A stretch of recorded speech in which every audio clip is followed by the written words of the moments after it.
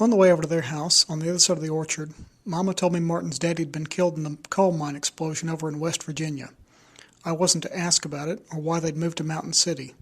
It was just him and his mother in that house, and he didn't say much, and I didn't know what to talk to him about, so mostly he and I just sat next to each other while our mothers visited. The next day he came to the store where I was helping my daddy, and I thought he wanted to be friends, but he still didn't say much. Mostly he just followed me around. When I was moving some things on one of the upper shelves, he went away, and then he came back a minute later with my daddy and pointed up to where I'd brought down some boxes. My daddy reached up there and pulled down an old fiddle case. It had been there so long I didn't know if it even had a fiddle in it, but my daddy snapped open the latches, and there was one with a bow in there. "This was special ordered so long ago I can't even remember who wanted it," my daddy said. "I guess you can have it if you want it." Martin took the fiddle case and said, "No, sir. It says $20 on this label. I'll work for it if you'll let me." My daddy looked at me and he smiled and said he thought we could find some work for him to do. Mostly from then on, Martin did the sweeping, and he helped me with some of the lighter lifting. Being so much smaller than me, there wasn't much else he could do, but each day Daddy made a note in his books of how much Martin had worked. And Martin worked every day except Sunday.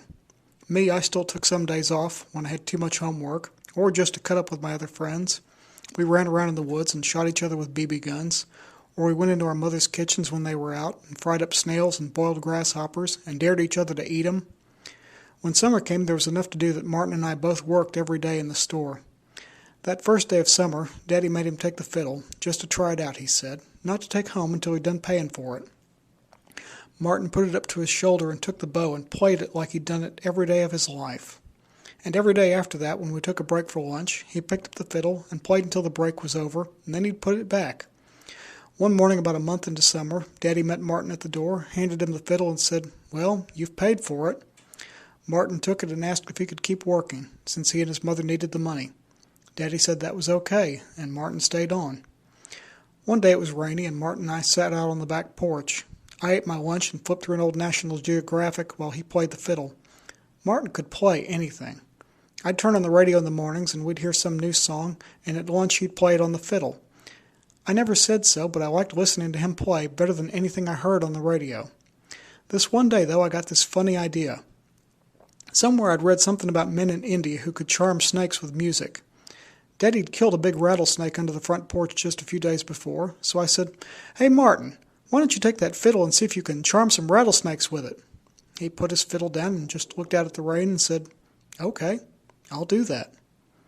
I thought he meant he'd go right then, maybe right into the rain to charm rattlesnakes, but he didn't.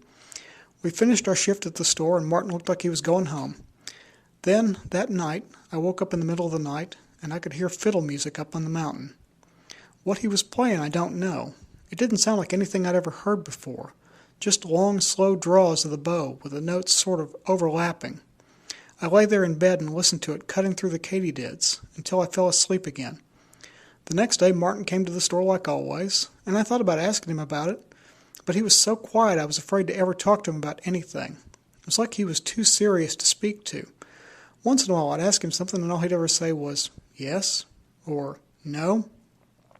Once I told him a joke and he just looked at me and nodded at it like I'd shared some wisdom. That night I waited, stayed awake, and about 10 o'clock I heard the fiddle start again. After a week of this I finally said to Martin, "Is that you I hear playing the fiddle at night?" He stopped sweeping and said, "Yes." So I said, "Well, what are you doing?" He said, "Charming rattlesnakes." And he went back to sweeping. Well, I didn't know what to make of this. After I'd suggested he charm rattlesnakes, he still carried his fiddle to the store every day, but he never played it, and I missed it. And I couldn't stop thinking about it, so at lunch I asked him could he show me how he charmed the rattlesnakes. He looked at the store clock and said, "I could show you after work." So after work I went with him. We started out toward his house, then he turned and went up the hill. The path wound back and forth for a good quarter of an hour, but always going up. Then he turned off the path and climbed almost straight up a steep rock. I followed, the limestone cool and spongy under my hands. The whole time I wondered what Martin was leading me into. But I believed he was serious, and curiosity wouldn't let me turn back. At the top of the steep spot was a big flat rock that looked out over the valley. He sat down at the edge of it, took out his fiddle, and started playing. I sat down too. After a few minutes, a rattlesnake came and coiled up on the rock.